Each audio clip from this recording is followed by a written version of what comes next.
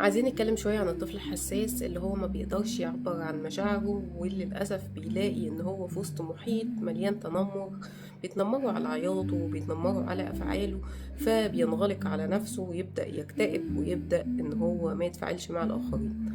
الطفل ده لازم يا جماعة المحيطين بيه يبدأوا يقووا شخصيته ويقووا ثقته بنفسه، وما يفضلوش طول الوقت هم يبقوا مصدر للتنمر عليه.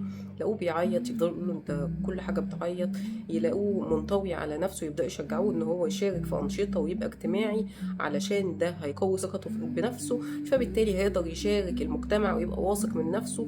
يقدر يعبر عن نفسه، دي حاجة مهمة جدا، لأن كتير من الأطفال ما بتعرفش تعبر عن نفسها فبتقعد تعيط. الطفل بيعبر عن نفسه، دي حاجة جميلة جدا، إنما للأسف مش موجودة عند معظم الأطفال. بيبقى رد فعلهم إن هم يعيطوا. في حاجة تانية عايزة اتكلم عليها، ان في طفل مهما زعقتيله بتلاقيه بيضحك. الطفل ده ما بيقدرش يعبر عن مشاعره بالطريقة الصحيحة، فبتلاقيه بيضحك. يا عيني انت تقعدي تزعقيله تلاقيه بيضحك، فتتعصبي اكتر. لا، هو مش عارف يعبر عن مشاعره، فانت علميه ازاي يعبر عن مشاعره، ازاي يتكلم.